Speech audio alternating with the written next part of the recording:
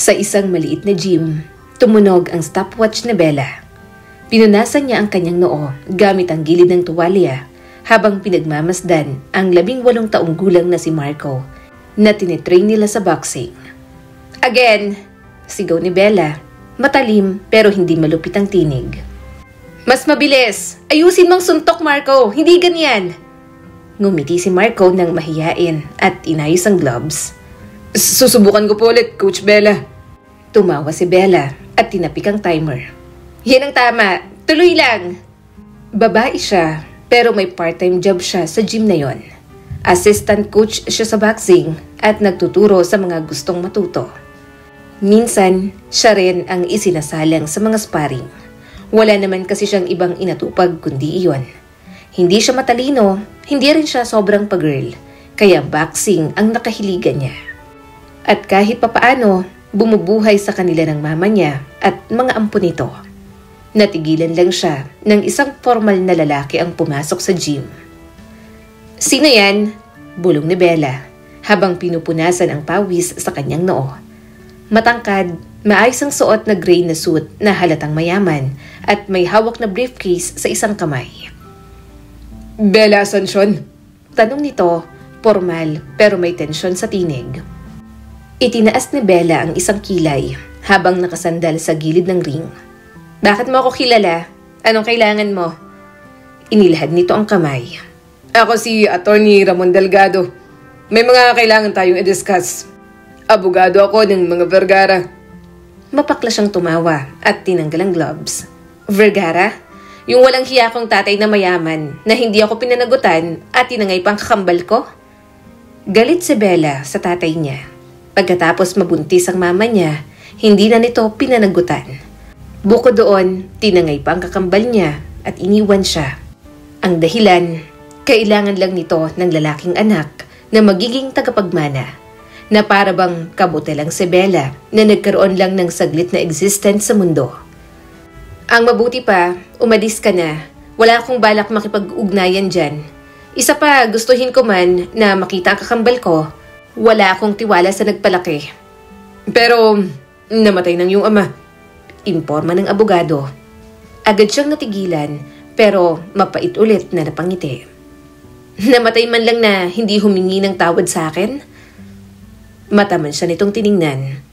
Alam kong galit ka sa mga Vergara, pero ang kakambal mo na si Gabriel, kailangan niya ng tulong. Kumibot ang puso ni Bella. Gabriel? Anong nangyari sa kanya? Wala siya. Nawawala. Maingat na sabi ni Ramon. Halos 1 taon na. Walang kahit na sinong nakakaalam kung nasaan siya. Simula nang makipagtanan siya kay Lara. Tutol noon ang inyong ama kay Lara dahil isang kasambahay lang. Kaya naglaya si Gabriel kasama si Lara. Pero Bella, ngayon wala na si Don Alfonso. May kailangang humawak ng mana niya. Nakita ng board members si Gabriel para magtiwala ulit sila. Ilan pa lang ang nakakaalam na hindi matagpuan si Gabriel at ang akala ng iba ay nagbabakasyon lamang. Hindi rin maganda na may interes ang stepmother ni Gabriel na duda ko ay may kinalaman din sa pagkawala ni Lara. Mahigpit niyang hinawakan ang kanyang tuwalya. Sandali, nawawala? Bakit hindi niyo sabihin sa mga pulis para madaling mahanap? Nagpapatulong na kami, kumpirma ni Attorney Delgado. Pero may komplikasyon. Hindi nga nila pwedeng malamang nawawala si Gabriel. Matataranta ang board members, kaya kahit makita man nila, babalik na ulit sa ayos ang lahat. Medyo nagkakagulo dahil sa pagkamatay ni Don Alfonso. Sumandal si Bella sa counter. Wala akong maitutulong dyan. Saka, pakialam ko ba sa kayamanan ni Don Alfonso? Ang mabuti pa, hanapin niyo si Gabriel at wag niyo akong idamay sa mga kalokohan niyo. Hindi naman ako Vergara. Seryoso siyang tiningnan ng abogado. Ang pangalawang asawa ninyong ama na si Doña Beatriz at ang anak niyang si Sebastian ay nagpaplanong makuha ang mana. Legal at si Gabriel ang may pinakamalakas na karapatan. Pero kung wala si Gabriel, maaaring nilang makuha yon. Anak ka rin naman ni Don Alfonso, kaya may karapatan ka. Ayaw mo ba ng marangyang buhay? Sigurado ako na kapag bumalik si Gabriel, matutulungan ka niya at iyak akong kikilalanin kanyang kakambal. Hindi man kayo nagkikita, subalit marami siyang alam tungkol sa'yo. Katulad mo ay may lihim din siyang galit sa sariling ama dahil sa ginawa nito sa pamilya ni Lara. Gayunpaman, mahal ni Gabriel ang negosyo ng mga Vergara. Hindi dahil sa kanya yon, kundi dahil nagbibigay ng mga trabaho sa mga simpleng mamamayan. Bahagya siyang natigilan. Kahit isang beses, hindi niya pa nakikita ang kanyang kapatid. Pero hindi niya alam kung bakit may kumrot sa puso niya. Paano nga kung kahit mayaman ito, hindi rin maganda ang dinanas sa sarili nilang ama? Dahil sa bahagi niya, hindi mawala ang ideya na makilala ang kapatid niya. Hindi lang naman kasi basta kapatid si Gabriel, kakambal ito ni Bella. Huminga siya ng malalim. Anong gusto mong gawin ko? Bahagyang napangiti si Ramon. Bella, kamukhang kamukha mo ang kakambal mo. Kung hindi ko alam na babae ka, iisipin kong ikaw si Gabriel.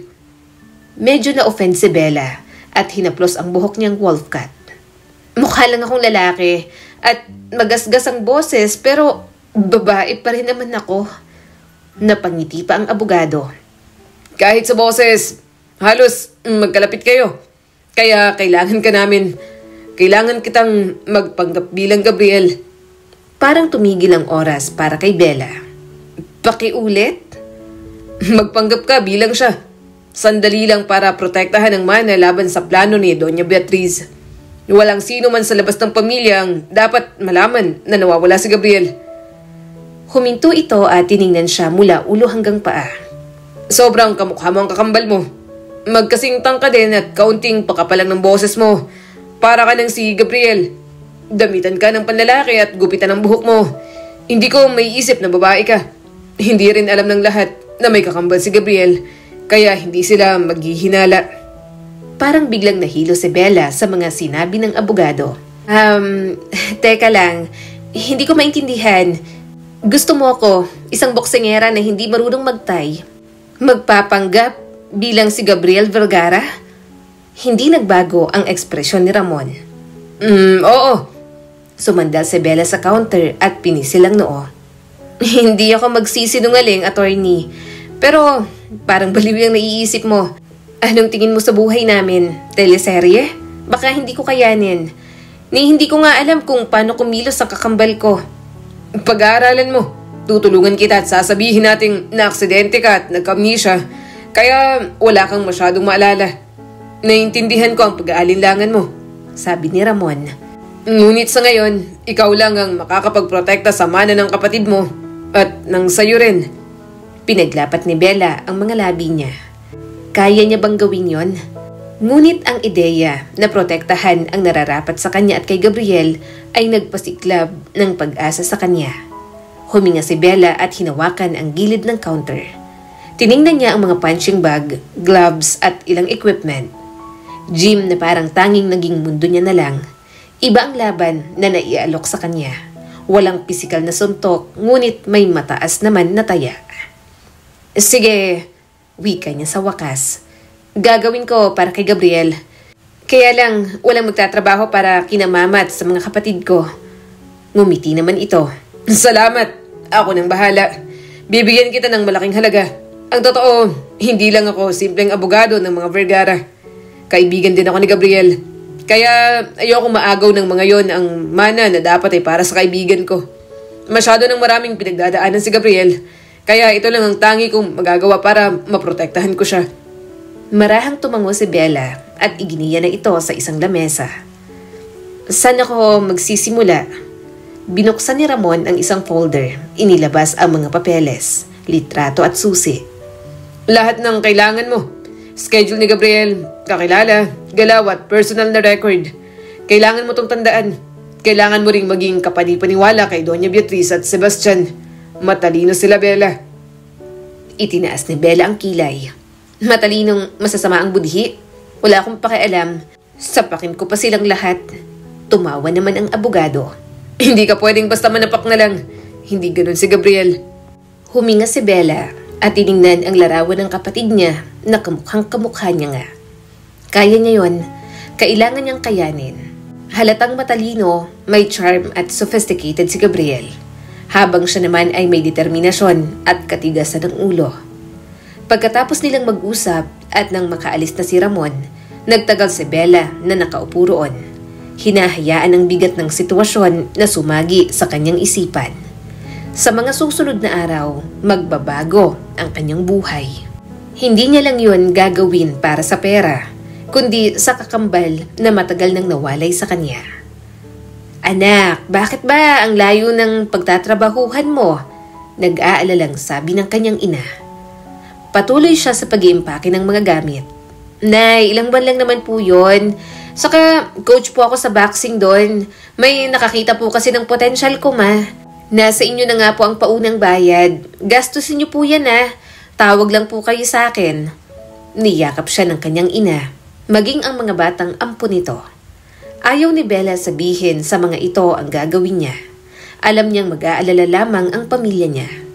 Gusto niya rin kasi na saka na lang sabihin sa mama niya ang lahat kapag nakabalik na si Gabriel. Batid niyang sabik na rin naman ito na makita ang kanyang kakambal. Pagkaalis, nanatili na muna siya sa isang kondo. Doon, ininsayo siya kung paano maging si Gabriel. Mula sa pananalita hanggang sa pananamit at ilang mga gawain sa pagkain. Kaunti lang naman dahil magpapanggap nga siya na nagkaroon ng amnesia. Gugupitin ang buhok mo, sabi sa kanya ni Atty. Delgado. Napakagatlabi si Bella at kinuha ang cellphone. Isang picture muna bago maging lalaki. Mahina naman itong tumawa. Ayaw ni Bella sa mahabang buhok, pero ayaw niya naman lalo sa panlalaking gupit. Ayos na sa kanya ang mga buhok na lampas balikat lang o kaya ay wolf cut. Kaya masakit pa rin sa kanya na magpagupit siya ng talagang pandalaking haircut. Nang magupitan, maayusan at makapagbihis, napakagatlabi si Bella. Ang pogi ko naman, walang hiya, Adonis. Kung lalaki pala ako, marami yata akong paiiyaking babae. Muling natawa ang abogado. Aaminin ko, mas pogi ka kaysa kay Gabriel. At hindi babaero ang kakambal mo. Isang babae pa lang ang minahal niya. At yun ay walang iba kundi si Lara. Napabuntong hininga na lang si Bella. Wala pa silang meet and greet ni Gabriel, pero yon at naisalang na agad siya sa ganoong sitwasyon. Bumukas ang malalaking tarangkahan ng Hacienda de Vergara. Umawang ang bibig niya para yung isang mundong nakita niya lamang sa mga magazine. At nang makarating sa mansyon, may mga kristal na chandelier na nakasabit at mga marmol na sahig na kasing kinis ng salamin. Marami ring picture frame. Napalunok si Bella at bahagyang inayos ang kanyang kuwelyo. Yun ang buhay ng kakambal niya. Doon niya na-realize na magkaiba talaga sila nang nakalakihan ni Gabriel. Wow! Bulong niya habang pumapasok. Ganito bang amoy ng pera? Dumiretso sa kanya ang isang katulong at may magalang na ngiti sa mukha. Senyorito Gabriel, welcome home. Ihahain ang hapunan sa 7:00. Ihahanda bang study room kung saan ka madalas namamalagi? Tumango si Bella ng mabilis. Sinubukang gayahin ang walang pakialam at kalmado na aura ni Gabriel. Salamat po. Bahagyang napasigaw ang tinig niya. Napagtanto niyang medyo mas mataas ang boses niya. Nag-mental note tuloy siya nang wala sa oras na ibaba yun agad. Tumango ang katulong, tila walang pakialam, at nawala ng tahimik tulad ng pagdating niya. Huminga si Bella ng malalim, nagmamasid sa paligid habang kumakabog ang puso.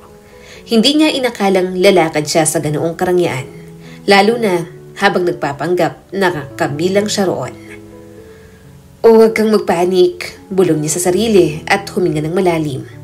Tandaan mo, si Gabriel ka ngayon, may kumpiyansa at hindi matitinag. Ikaw si Gabriel. Well, umuwi ka na pala, Gabriel. Bungad ni Sebastian, nakasandal sa engrandeng hagdan na may kayabangan. Bakit bumalik ka pa? Hindi ka na sana bumalik. Natigilan si Bella sa kalagitnaan ng hakbang. Kumunot ang noo niya sa anak ni Doña Beatriz. Tumikhim si Atty. Delgado. Huwag mo siyang kausapin ng ganyan. Nasabi ko na sa inyong nasangkot siya sa isang aksidente. Kaya may mga alaala siyang nakalimutan. Napailing si Sebastian. Hindi ko maintindihan ng papa.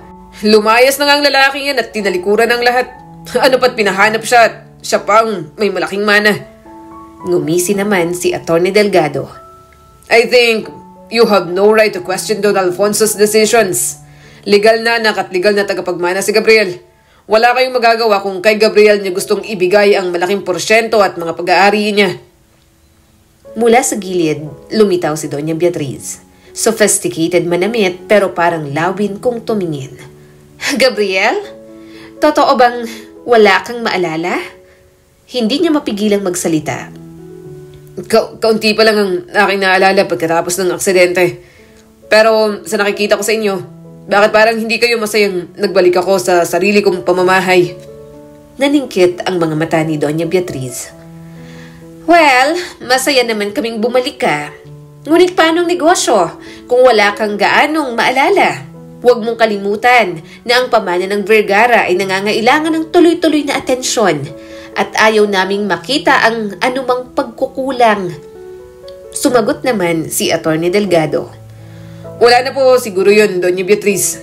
May mapagkakatiwalaan ka ng kamay si Don Alfonso na siyang tutulong kay Gabriel. Nandito rin po ako para umalalay. Kaya hindi na kailangan ng pangingialam ninyo. Halata namang nainis ang Donya. Pangingialam?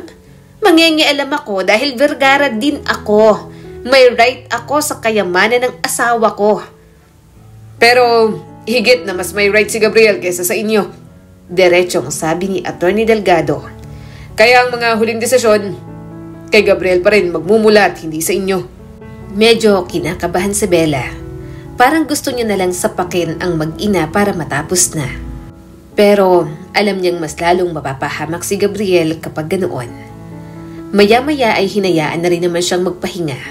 Nang makapasok sa silid, malungkot siyang napangiti nang makita ang mga larawan ni Gabriel. Napag-alaman niya na mahilig ito sa golf. Marami ring mamahaling gamit. Halos malula siya sa koleksyon ni Gabriel ng mga relo. Ang rangya ng kinakalakihan mo pero ang gulo ng buhay mo, kambal. Nasaan ka na? Anong nangyari sa'yo? Mahina niyang bulong. Maya-maya ay pumasok si Atty. Delgado sa kwarto. Dala ang makapal na folder ng mga dokumento at listahan ng mga gagawin ni Bella. Paglapit nito, inilatag ang folder sa lamesa. Bella, ito ang mga dapat mong gawin sa mga susunod na araw. Bukod dito, dagdag pa ng abogado. Kailangan mong dumalo sa ilang mahalagang meeting sa unang araw mo sa opisina. Ang iba sa kanila ay mga tagapamahala at consultant ng asyenda. Maganda rin na makilala mo sila para alam mo kung sino ang maasahan. Tumango si Bella. Pinipilit intindihin ang bigat ng sitwasyon. Alam niyang hindi biro ang pamumuno sa isang malaking asyenda at kumpanya. Lalo na't nagpapanggap lang naman siya. Hindi rin siya nakatapos sa kolehiyo. Kaya hirap na hirap siya. Tanging pagtakas niya na lang ay ang pagkakaroon ng kunwaring amnesia. Pero huwag kang mag-alala, sambit ni Atty. Delgado habang itinuturo ang contact number ng kanang kamay ni Don Alfonso na si Jenna. Si Jenna ang bahala sa ibang kailangang asikasuhin sa kumpanya. Alam niya ang tungkol sa plano. Kaibigan din siya ni Gabriel, kaya tutulungan niya tayo. Sa ngayon, kailangan mong unahin ang personal na kaligtasan at mga desisyon mo. Lalo na't hindi mo pa alam ang buong galaw ng mga tao rito sa asyenda. Hindi naman pwedeng nandito lang ako palagi. Kaya kahit nagpapanggap kang may amnesia at may mga alaalang hindi maalala, sinikap kong mabrief ka sa mga impormasyon tungkol sa kanila.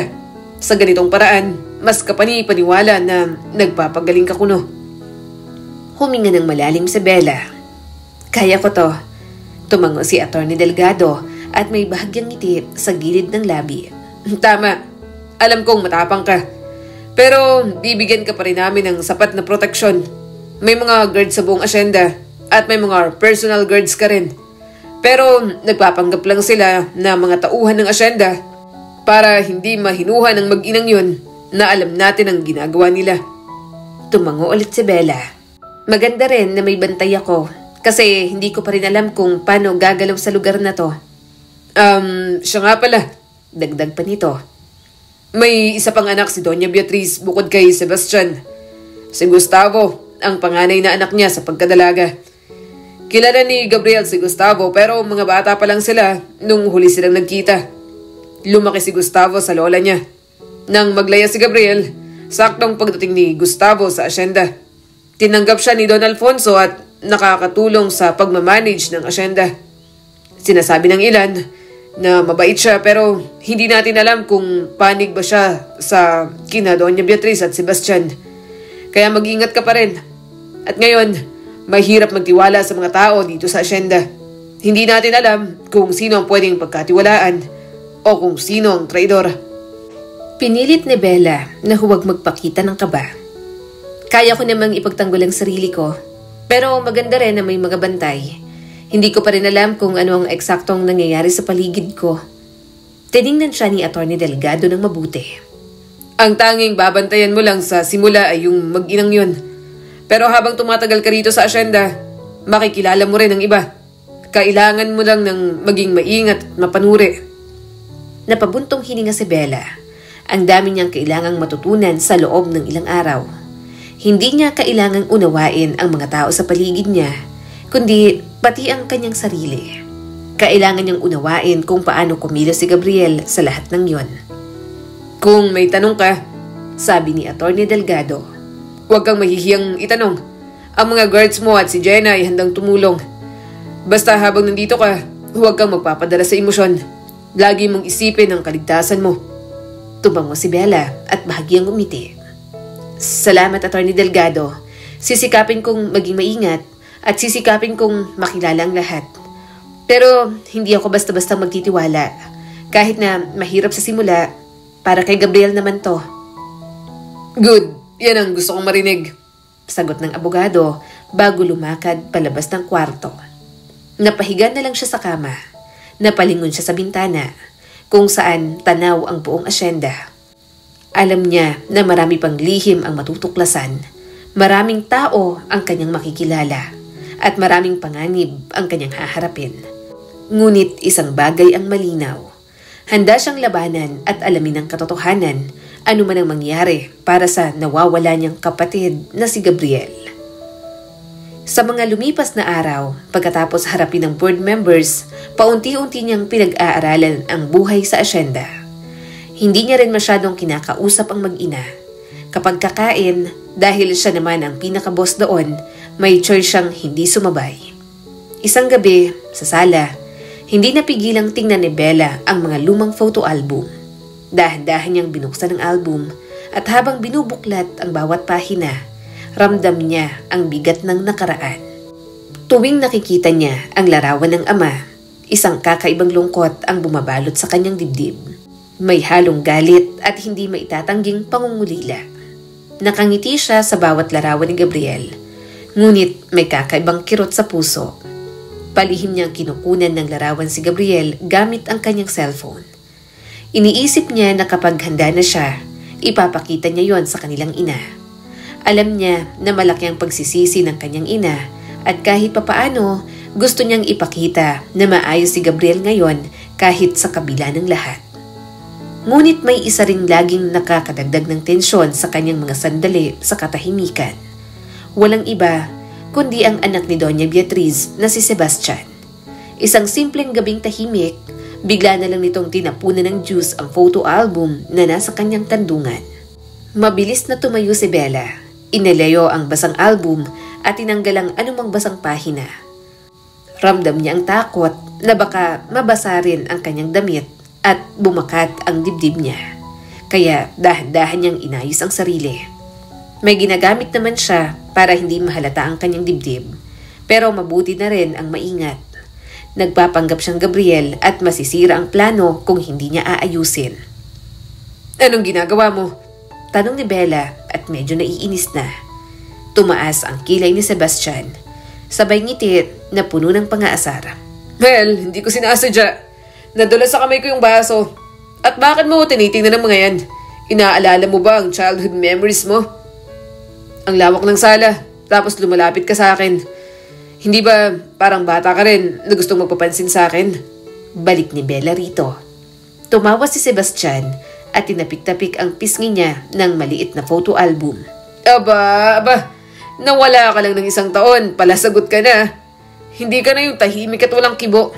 Bakit sa tingin mo, kaya mo na ako? Loser ka pa rin. Aso ka lang ng sarili mong papa. Kumunot ang noo ni Bella. Parang hindi talaga maganda ang naging buhay ni Gabriel at lalo na sa kamay ng mag-inang yon. Ramdam niya ang bigat ng nakaraan sa bawat salita kahit hindi naman siya yon. Aso. Ako aso. Ikaw, anong tawag sa'yo? Gaano ba kayo sumipsip sa papa para sa bandang huli? Sa akin niya pa rin ibigay ang malaking mana. Nang aasar niyang sabi. Sumama ang timpla ni Sebastian. Matapang ka na. Kala mo kung sino ka. May karapatan kami. Vergara din kami. Pero ako ang totoong Vergara. Sa akin iniwan lahat, kaya wala kayong magagawa. Mapang-asar siyang umisi bago ito tinalikuran. Pero hindi siya nakalayo ng tuluyan nang hinawakan pa rin siya ni Sebastian sa balikat at pilit siyang hinaharap. Masyadong maiksi ang pasensya ni Bella. Pagkaharap niya kay Sebastian, isang mabilis na suntok ang itinama niya sa mukha nito. Dumugo ang ilong ng binata at kitang-kita ang takot sa mga mata nito. Mama! Mama! Sigaw nito, nanginginig at naduwag na. Mama! Mama mo, Blue! Bulalas ni Bella at parang gusto pang dagdagan ng isa pang suntok. Isang beses naguluhin mo ako. Hindi lang yan ang aabutin mo. Dati tatahimik lang si Gabriel. Pero iba na ako ngayon. Marami akong pinagdaanan kaya umayos ka. Baka hindi kita matansya sa susunod. Nanlaki ang mga mata ni Sebastian sa galit at pagkabigla. Hindi ito makapaniwala sa kanya. Kaya mapanuya na lang siyang tumawa. Wala namang pakialam si Bella sa galit ni Sebastian. Tinangay niya na lang ang mga photo album at padabog na umakyat sa taas ng hagdanan. Alam niya na hindi yun matatapos doon. Hindi basta-bastang matitigil si Sebastian sa pang-aasar. Pero hindi siya si Bella na isang boksingera para lang magpaapi sa isang katulad ni Sebastian na yabang lamang ang kayang dalhin. Pagkatapos, bumalik siya sa kwarto at muling sumulyap sa album. Ang bawat larawan ay parang nagbibigay ng enerhiya sa kanya. Isang paalala ng nakaraan, ngunit posibilidad din ng kinabukasan. Huminga siya ng malalim, pilit pinapawi ang galit at lungkot. Ano bang naranasan mo sa bahay na to, Gabriel? Bakit ganun ka na lamang nila tratuhin? Hindi nagtagal, may tumawag sa kanyang cellphone. Si Jenna yon na inia-update siya tungkol sa kumpanya. Bella, tawag nito sa totoo niyang pangalan. Maayos bang lahat dyan? Kamusta ka? Tumango si Bella. Medyo nagulo lang itong si Sebastian pero ayos na. Napabuntong hininga si Jenna. I'm sorry. Alam kong mahirap ang sitwasyon mo pero tandaan mo, hindi ka nag-iisa. Lahat ng kailangan mo, nandito kami para sa'yo. Kahit sino man ang nagtatangkang guluhin ka, lagi kang handa. At alam kong kaya mo yon. Hinahanap pa rin namin si Gabriel. May mga lead na kami kaya asahan mong matatapos ka na rin dyan. Thank you for doing this. Siguradong matutuwa si Gabriel kapag nakita ka. Napangiti naman siya. Salamat. Sana mahanap niyo siya na agad. Gustong-gusto ko nang makilala ang kakambal ko. Sana nasa maayos lang siyang kalagayan. Huminga ng malalim si Bella at muling tiningnan ang mga larawan. Nang matapos ang tawag, alam niyang marami pang pagsubok ang darating. Pero para kay Gabriel, gagawin niya yon at walang kahit na anong pagsisisihan. Nanatili pa si Bella sa asyenda at pinilit ang sarili na makibagay sa mga tao. Habang unti-unting nasasanay siya sa lugar, may mga simpleng bagay pa ring nagpapaalala na hindi siya talaga si Gabriel. Isa na roon ang kanyang pagiging babae. Hanggang isang gabi, nagulat siya nang bigla siyang magkaroon ng menstruation. Kinakabahan siyang tumingin sa kama at halos gusto niyang bangungutin sa nakitang mantsa. Bakit kasi 2 months delay ako? Bulong niya habang hawak ang noo. Yan tuloy, nakalimutan ko magdala ng napkin. Paano to? Isa lang ang dala ko. Agad niyang tinawagan si Jenna. Urgent please, pakibilhan mo ako ng napkin. Hindi ako makalabas, wala akong mautusan. Okay, sige, sandali lang. Mag-uutos ako sa isa sa mga guard mo dyan. Sagot nito, pero halata ang pagkataranta. Hindi muna lumabas si Bella ng kwarto. Pinilit niyang linisin ang sarili. Ang panty niya, agad niyang nilabhan at piniga sa maliit na balde. Baka maging tutong pa kapag hinayaan ko. Diyos ko, mukhang regla ko pang magiging kalaban ko. Ngunit pagtingin niya sa kumot, hindi niya maiwasang mapangiwi. Malinaw ang mantsa ng dugo. Naiirita siya nang makita yon. Isa pa, sanay siyang malinis ang paligid at hindi siya mapakali kapag may dumi o mali sa kwarto. Kaso, paano ko naman lilinisin tong kumot? Ay, bakit pa kasi ang tagalang inutusan ni Jenna? Napahawak siya sa bewang at naglalakad-lakad paikot. Wala siyang magawa. Hindi rin siya makalabas para maglaba sa harap ng mga kasambahay. Kaya napagpasya niyang lumabas sa balkonahe. Doon isinampay niya sa railings ang kumot at tinakpan ng bahagya ang parte ng mantsa para hindi halata. Okay na siguro to. Basta wag lang lalapit ang mga tao. Naisipan niyang isampay na rin ang panty at shorts na basa pa. Tumitig siya sa paligid, nagsisigurado na walang tao roon. Wala namang tao. Tahimik ang hardin sa ibaba at mukhang lahat ay nasa kabilang bahagi ng asyenda. Safe na siguro? Bulong niya. Wala namang makakakita. Kaso, may isang baritonong boses ang umalingaw. Anong ginagawa mo dyan? Napasinghap si Bella at halos malaglag mula sa railings. Dali-dali siyang dumungaw at namilog ang mga mata niya nang makita si Gustavo, ang panganay na anak ni Doña Beatriz. Nakatingala ito at nakapamulsa habang seryosong nakatingin sa kanya. Anong ginagawa mo dyan sa likod? Balik tanong ni Bella, pilit na pinapakalma ang sarili. May inaayos lang na alulod. Sagot ni Gustavo habang nakakunot ang noo. Pero ano ba yung mga sinasampay mo? Mabilisan nang itatago ni Bella ang mga sinampay. Pero parang nanunukso ang tadhana. Biglang dumulas mula sa railings ang panty niya at bago niya pa masalo, diretsong nahulog sa mismong mukha ni Gustavo. Para siyang binuhusan ng malamig na tubig. Napasinghap siya ng malakas. Walang yan naman no? Bulong niya sa sarili. Hindi, safeguard lang ang napangkusot ko ron. Saka wala pa akong bareta. Diyos ko, pati panty ko nahulog pa sa mukha niya. Lagot. Hindi alam ni Bella ang gagawin. Mas lalo pa siyang nanlaki ang mga mata nang hawakan niya ni Gustavo at unti-unting inalis mula sa mukha nito. Tiningnan nito ang pink na panty na may strawberry prints sabay kunot noo. Bitiwan mo yan! Sigaw ni Bella mula sa balkonahe. Napatingala ulit si Gustavo, may bakas ng pagtataka at bahagyang ngiti. Bakit may basa kang panty dito? Napapikit si Bella, kinagat ang labi at mabilis na lumabas ng kwarto.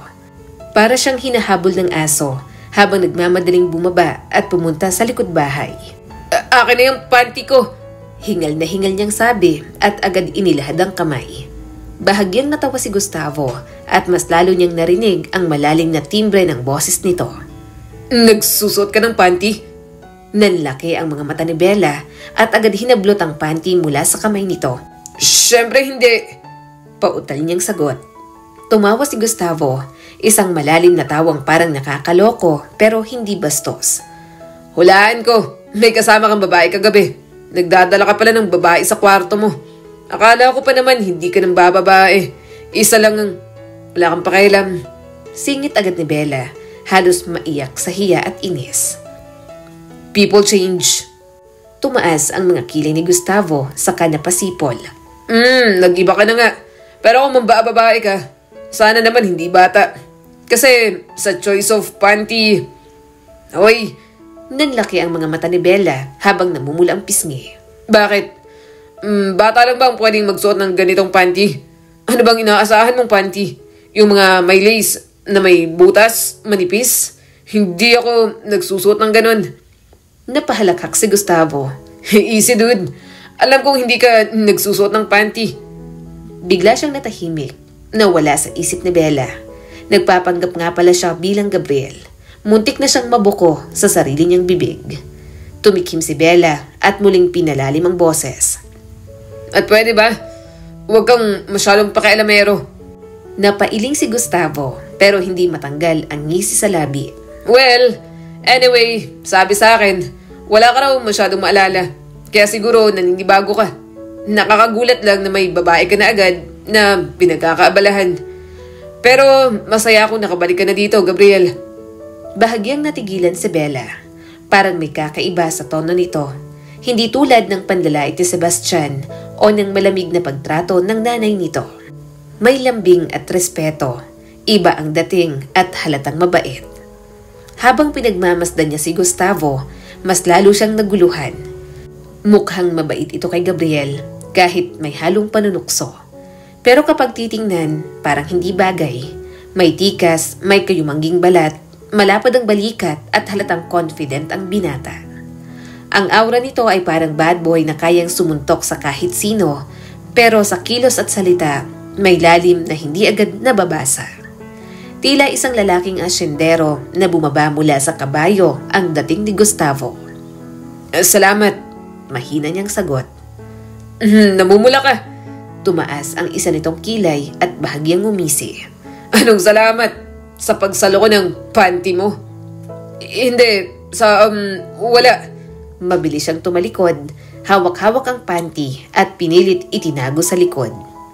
Narinig niyang muling tumawa si Gustavo, pero hindi niya nanilingon. Mabilis siyang naglakad pabalik sa loob ng mansyon. Sir, ito na po ang pinabili niyo.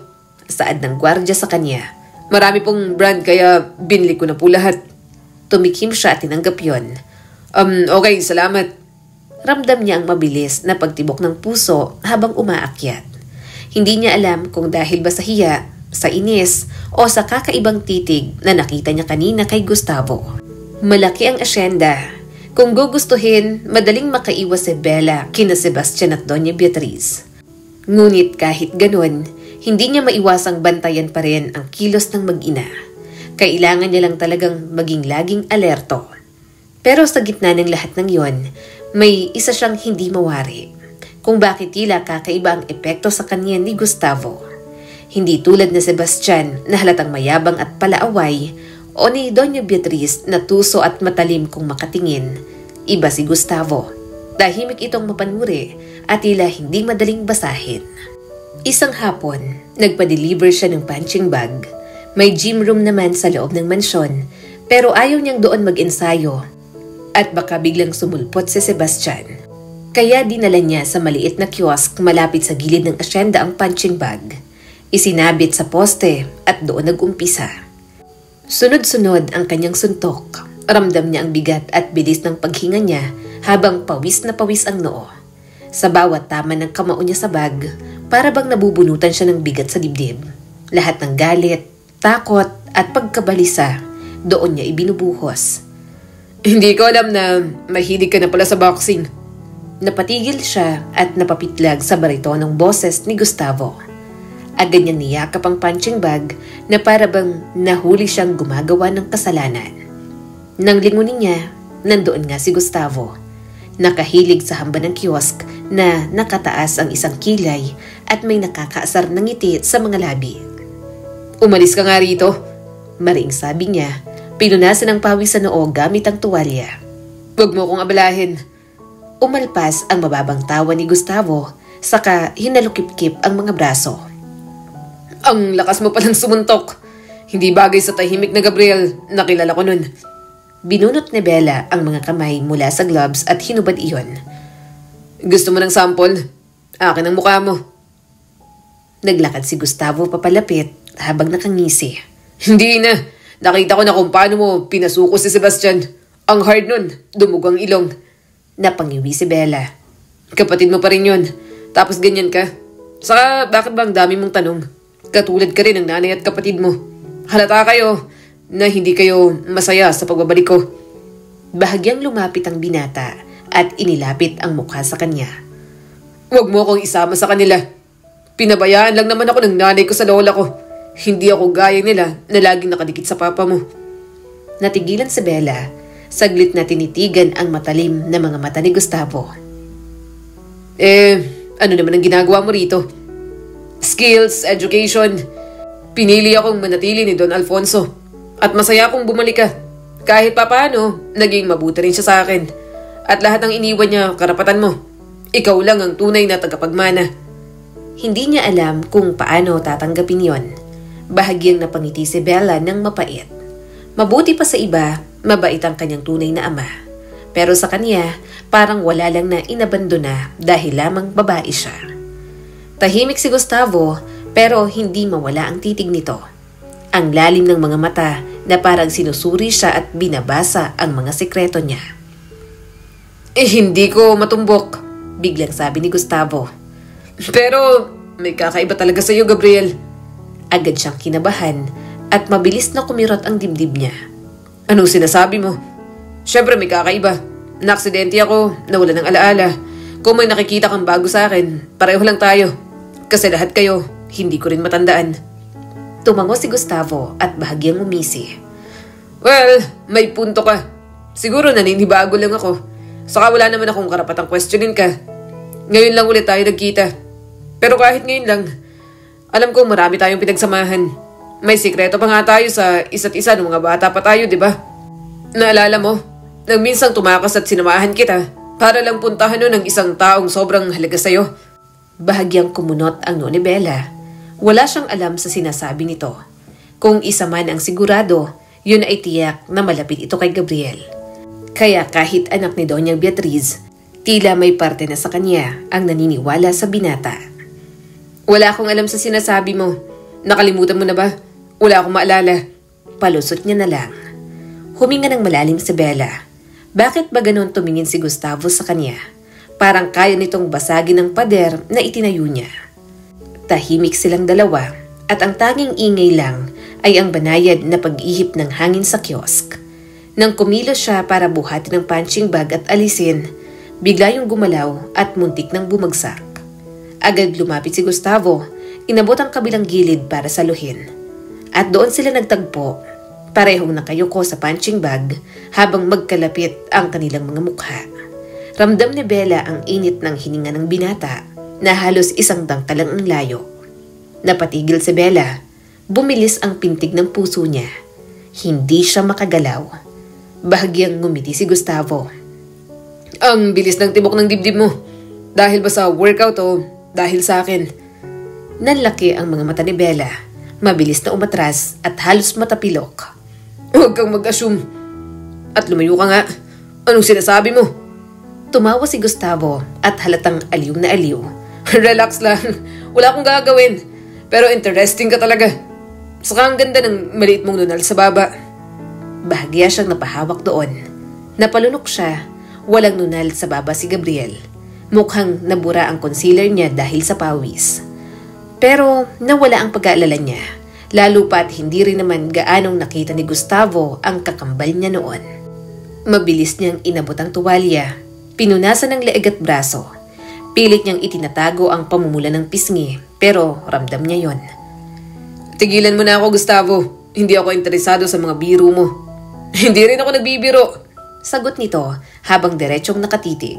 Gusto lang kitang makilala ulit. Gusto kong makilalang bagong Gabriel. Bumigat ang katahimikan. Si Bella, hindi alam kung tatakbo o haharapin yon. Ramdam niyang delikado si Gustavo. Hindi tulad ng pagiging lantad na kalaban ni Sebastian at Doña Beatriz, kundi isang panganib na mas mapanganib pa. Tipong kaunting tulak pa at may bibigay na sa loob ni Bella. Nang sumapit na ang gabi, nakahiga sa malawak na kama si Bella. Nakatitig siya sa kisame habang hawak ang dibdib. Bakit ba ganito ang tibok ng puso ko? Kahit ilang ulit niyang ipaalala sa sarili na siya muna si Gabriel, kahit gaano kasalimuot ang panganib sa asyenda, malinaw ang katotohanan. Kapag tumitig si Gustavo, kapag nakipagsabayan, kapag natawa kasama niya, hindi na kaya ng puso niya. At yon ang pinakadelikadong laban sa lahat. Gusto niyang iwasan si Gustavo. Gusto talagang gawin ni Bella. Kaso sa bawat araw na nandoon siya sa asyenda, hindi siya nito nilulubayan. Medyo okay na rin naman kaysa naman guluhin siya ni Doña Beatriz at Sebastian.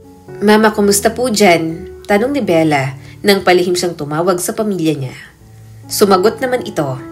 Ayos naman anak, may pera pa naman kami rito. Hindi rin nagpapasaway ang mga bata.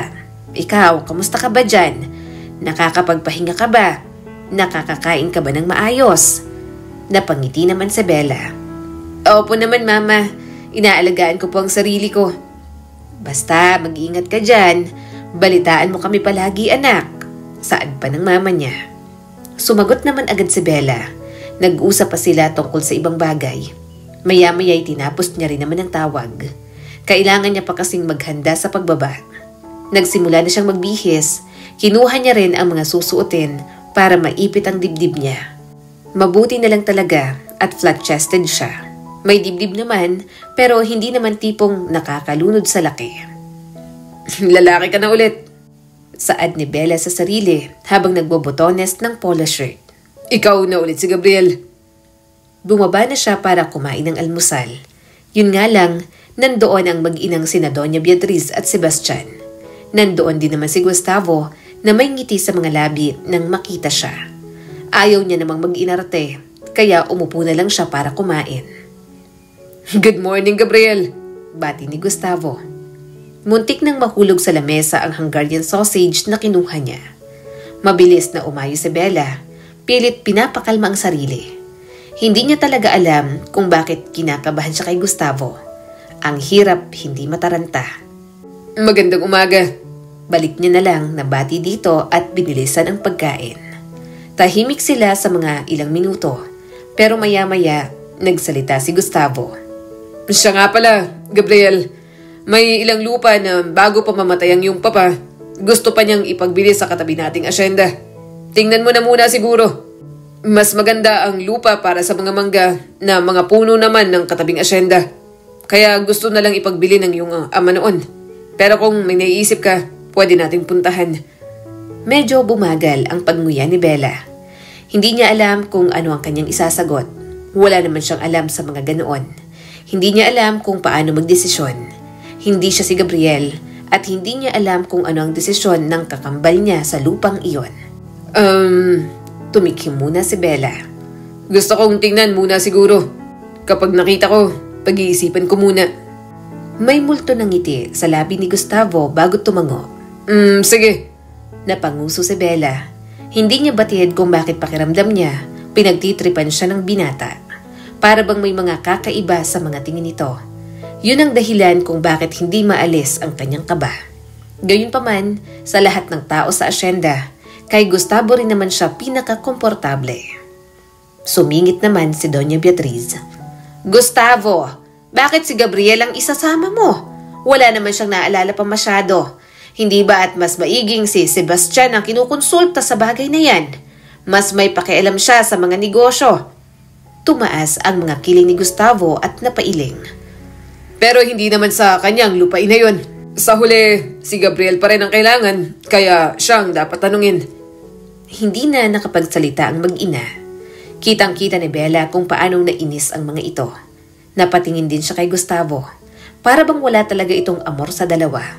Kaya naisip niya na malalim talaga ang hinanakit nito sa sariling nanay. Hindi rin kinukonsinte ang kasamaan ng ugali ng mga ito. Lihim na lang na napangiti si Bella. Maya-maya, pumunta na naman sila sa sinasabi nitong lupain. Yon at patingin-tingin siya. Nagpapanggap na may alam kahit wala naman.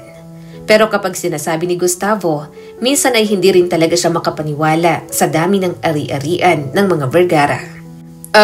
Magtatanong ako. Hindi na napigilang sabi ni Bella. Galing ba sa political dynasty ang papa? Napalingon naman ang binata sa kanya. Bakit mo na itanong? Wala lang. Baka kasi lahat ng ari-ariang to galing sa kurakot. Baka maging nepo baby pa ako nang wala sa oras. Hindi niya napigilang sambit. Hindi napigilang tumawa ni Gustavo. Sa pagkakaalam ko, wala. Itong generational wealth ng mga Vergara ay galing sa dugot pawis ng mga ninuno ninyo. Huwag ka mag-alala, hindi ka nepo baby. Napahalakhak din si Bella. Mabuti naman, kapag nalaman kong nepo baby ako, tapos mula sa kurakot, ibabalik ko to. Wala akong pakialam kahit maghirap ako. Ayoko sa mga kurakot, nakakadiri sila. Mga gahaman at mga buwayang tahimik, pero kapag kumagat sa yaman ng kaba ng bayan, hindi na makabitaw. Para mga baboy na kumakain kahit hindi yan nila kaya. Mataman siyang tiningnan ni Gustavo at bahagyang napangiti. Ayoko rin sa mga kurakot. Akala ng iba, mga apektado lang yung mga taxpayers at may trabaho. Pero ang totoo, lahat tayo naapektuhan. Bawat isang mamamayan, may trabaho man, wala, tambay, estudyante, bata, lahat apektado. Napabuntong hininga na lang si Bella. Kaya nga, Nakakalungkot na parang hindi alam ng ibang 12% na VAT. Tax din naman yun. Like, kapag bibili ka, gagastos ka kahit piso. May tax na rin na kinakaltas dun. Tapos kapag may tumindig laban sa korupsyon, may nag-rally, sasabihin walang nangyari. Actually, meron. Hindi man mabago agad, magigising ang iba at makagagawa ng better choice sa susunod. Hindi sa atin, pero baka sa generation ng mga magiging anak natin. Humalakhak naman si Gustavo. Anak natin? Nag-init naman agad ang mga pisngi ni Bella. Ano bang iniisip mo dyan? Ang sabi ko, sa mga next generation. Saka bakit ganyan ka mangasar? Bading ka ba? Mas lalong tumawa si Gustavo at napailing na lang. Umiwas naman siya ng tingin. Ang dami-daming tumatakbo sa utak niya. Iniisip kung ano ba talaga ang tunay na ugnayan ni na Gustavo at Gabriel. Muli niyang tiningnan ng binata. Naabutan niyang namumungay ang mga mata nito. Mahina siyang suminghap. Paano kung bading pala ang kanyang kapatid? Pero para sa kanya, imposible yon. Umalis nga si Gabriel para makipagtanan sa kasintahan nitong si Lara. Kaya paano kung si Gustavo ang bading at may lihim na pagtingin kay Gabriel? Bigla namang dinutnut ni Gustavo ang baba niya. Partikular kung saan nakapwesto ang tinatago niyang nunal. Anong iniisip mo sa akin? Bakit ganyan ang reaksyon mo? Umatras naman siya kaagad. Wala. Alam mo, umuwi na tayo. Tigilan mo ng kabadingan mo. Parang musika ang tawa nito. Hindi ako bading. Lalaking lalaki ako. Babae ang gusto ko. Babae. Umismid si Bella. Pero ganyan ka makatitig sa akin. Wala akong naalala pero ano bang ugnayan nyo kay... ako. Anong ugnayan ko sa'yo? Bakit kapag tumitingin ka parang palagi may kahulugan? Namumungay ang mga mata ni Gustavo pero bakas naman ang aliw doon. Yumuko ang binata at mahinang bumulong. Sabihin na lang natin na marami akong alam sa'yo na hindi alam ng iba. Sobrang lakas ng tibok ng puso ni Bella. Para siyang kinikiliti ng boses at hininga ng binata. Kaya bago pa siya bumigay, tinulak niya na ito para makalayo. Tumawa lang si Gustavo. Hindi lang yon ang huling beses na tiningnan siya ng ganoon ni Gustavo. Walang araw na hindi nakakagawa ng paraan ng binata para hindi sila magkaroon ng interaksyon. Isang beses, nahuli niya itong pinagmamasdan siya habang nag-workout. Sa bawat pagkakataon, ipinagkakanulo siya ng kanyang puso. Kumakabog yun ng matindi. Mukhang maiinlove pa sa alanganing pagkakataon na, bulong ni Bella sa sarili. At isang umaga na namang hindi naiiba. Nasa mahabang mesa siya sa library habang nakasandal si Gustavo sa may bintana at nakahalukip-kip. Nakakunot ka na naman, puna nito. Hindi tumingin sa Bella. Nagbabasa ako. Kung wala ka namang balak tumulong, bakit ka nandito? Dahil nakakatuwa kang panoorin. Sagot nito na para bang siya ang magandang palabas sa harap nito. Napalingon siya bigla at parang lumundag ang puso niya. Nakatingin naman ito sa kanya at may maliit na ngiti sa mga labi. Hindi ako palabas para panoorin, aniya at mas pinilit na magsungit. Bumalik na lang si Bella sa ginagawa. Pinapaalala sa kanyang sarili na kailangan niyang magpakatatag. Ang akala naman nito, si Gabriel siya. Akala ni Gustavo, siya si Gabriel kaya wala siyang dapat ikatakot. Pero hindi nakikinig ang kanyang katawan. Nag-init ang pisngi niya, bahagyang nanginig ang kamay, at sa tuwing mahuhuli niya itong nakatingin, may kilig na may halong pagkakasala na kumikislap sa kanyang dibdib. Nang sumapit ang gabi, hindi pa rin makatulog si Bella. Nakatihaya siya at nakatingin sa kisame. Hindi dapat nangyayari to. Saway niya sa sarili. Hindi dapat ganun ang tingin niya sa akin. Hindi ko dapat gustuhin yon. Niyakap niya ang unan at bumulong sa katahimikan. Bakit parang alam niya? Ano ba talagang pakay ni Gustavo? Kinabukasan, lalo pang sumidhi ang tensyon. Pareho silang napunta muli sa library ng asyenda. May mga trabaho kasi na tinuro sa kanya. Mas okay ng ganun kaysa wala siyang ginagawa. Sabihin mo nga, Gabriel. Bigla nitong tanong habang may hinahawakang aklat. May naalala ka na ba? Napatigil si Bella. Ano na namang ibig mong sabihin? Tungkol sa aksidente, sa amnesia. Ngumuso si Gustavo at parang may pinipigilang tawa. Ano ang totoo? Ano ang hindi? Bumilis ang tibok ng puso niya. Wala pa akong gaanong maalala. Lumapit ito, masyadong malapit na para na siyang maduduling. Iba ka, simula nang bumalik ka. Naninikip ang dibdib ni Bella. Papanong iba? Well, mas magaan, mas malambot. Para bang ibang tao ka na. Nilunok niya ang kaba. Baka nagbago lang ako. Baka nga. Bulong nito at patuloy siyang pinagmasdan. Kumakabog ang puso ni Bella. Sandali siyang natakot pero may pananabik na kasama. Na baka yumuko ito, isarang agwat at hindi niya alam kung paano pipigilan iyon. Pero biglang dumating ang isang kasambahay.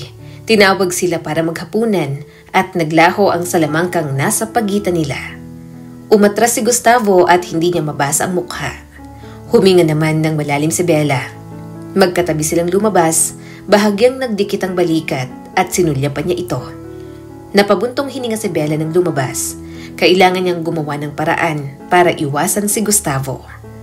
Masyado nang nanginginig sa takot at pananabik ang bawat bahagi ng kanyang katawan, bawat instinct at bawat lihim na pinangakuan niyang iingatan.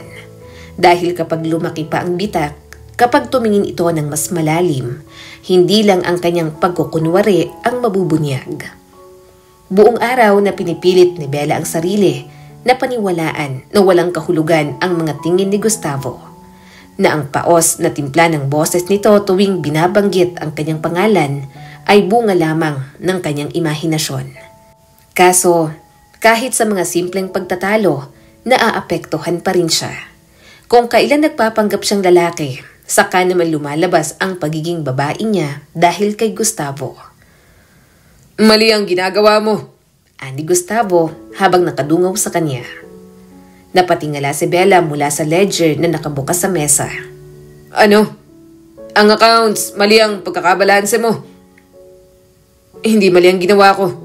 Balik niya at itinuro ang ballpen ng pahina. Ako nga lang ang nagbabalik ng ayos dito. Salamat ah. Hindi mo nga alam ang alin ang debit at alin ang credit. Anong tingin mo sa akin? Hindi marunong sa bookkeeping. Umangat ang labi nito. Sinasabi ko lang naman, ang sungit mo masyado. Nag-init ang pisngi ni Bella. Hindi nakakatawa. Kung nangaasar ka lang, tigilan mo na. Wala ka bang sineseryosong bagay kahit kailan? Meron naman. Tugon nito, lumapit at naglalaro ang pilyong ngiti sa mga labi. Seryoso ako sa'yo. Napatigil siya saglit. Ano bang sinasabi mo? Mas malapit na si Gustavo ngayon. Ang sarap mong pagmasdan kapag natataranta ka sa pagsagot mo sa akin. Kumakabog ang dibdib ni Bella. Ewan ko sa'yo. Ang dami kong napapansin sa'yo. Ang dami mong pinagbago. Para bang ibang tao ang nasa harap ko ngayon. Malakas ang pintig ng puso niya at parang gustong kumawala. Pilit siyang tumawa. Kalokohan yan. Guni-guni mo lang. Guni-guni ba? Mahina na ngayon ang boses nito. Bakit hindi ako makalingon sa iba? Bakit kapag natapunan ka na ng paningin ko, hindi na ako makawala? Napatigil ang hininga ni Bella. Umatras siya pero sumalubong ang gilid ng mesa sa kanyang likod. Wala nang atrasan. Gustavo, babala ni Bella pero nanginginig ang tinig niya. Kaso walang nangyari sa babala niya. Hinalikan pa rin siya ng binata. Hindi yun banayad, hindi maingat at hindi pinag-isipan. Mapusok, marahas at bunga ng sobra-sobrang tingin at gabing walang tulog. Hinawakan siya nito sa batok, hinila palapit at hinalikan siya ng buong kasabikan na para bang matagal nang pinipigilan. Sigaw ng isip ni Bella na itulak ito, na alalahanin kung sino siya sa mga mata ng lahat.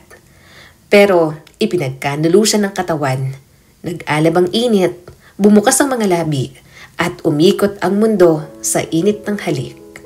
Ilang segundo lang yon pero parang walang hanggan. Bigla siyang kumawala, napaatras, hingal at namumula ang labi. Anong ginagawa mo? Hingal niyang tanong. Bading ka ba? Namimilog ang mga mata ni Gustavo bago napapikit at mahinang nagmura. Idinikit ni Bella ang kamay sa labi habang nanginginig. Tila nag-aalab ang buo niyang katawan. Hinalikan mo ako. Mahina niyang wika, may halong akusasyon at pagkagulat. Alam ko. Paos ang tinig nito. Alam ko. Mabilis niya itong itinulak. Bading ka. Kaso, tumawa lang ang walang hiyang si Gustavo. Oo, bading nga ako. Bading na bading sa'yo. Tanging sa'yo lang to. Sa'yo lang ako ganito. Napatras si Bella. Gulong-gulo na siya. Hindi niya alam kung anong iisipin. Bading ba talaga si Gustavo? O naisip lang nitong bading ang sarili dahil inakalang siya si Gabriel na isang lalaki. Kaya kaysa harapin lahat ng yon, tumakbo na lang si Bella palabas ng library. Nang makarating sa kwarto, napahiga na lang siya sa kama. Hinawakan niya ang mga labi at napapikit. Talagang nahalikan pa siya kung kailan siya nagpapanggap na lalaki. Ano yun? Hinalikan niya ba ako kasi naramdaman niyang babae ako? O hinalikan niya ako kasi nga lalaki ang bet niya? Muntik na siyang mapairit sa sobrang frustration. Ibinuhos niya na lang ang gigil sa unan. Hindi niya na talaga alam ang gagawin.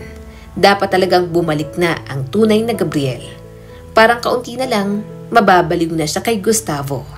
Sa sobrang daming iniisip, hindi na siya lumabas kahit nang maghapunan. Dinalhan naman siya ng kasambahay.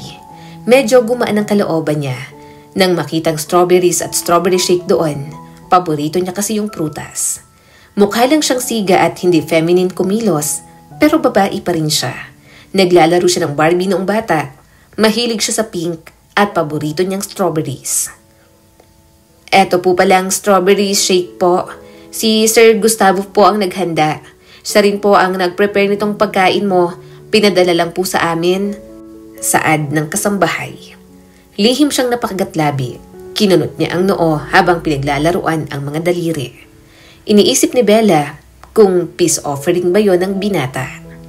Nang makaalis ang kasambahay, nilantakan naman ni Bella ang pagkain. Hindi niya batid kung bakit hindi matanggal ang kanyang ngiti.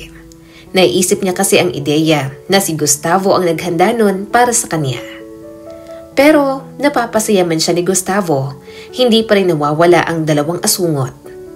Gabriel, sambit ni Doña Beatriz, hindi ko alam kung anong nangyari sa'yo, pero bakit pakiramdam ko, ibang tao ang bumalik sa bahay na to?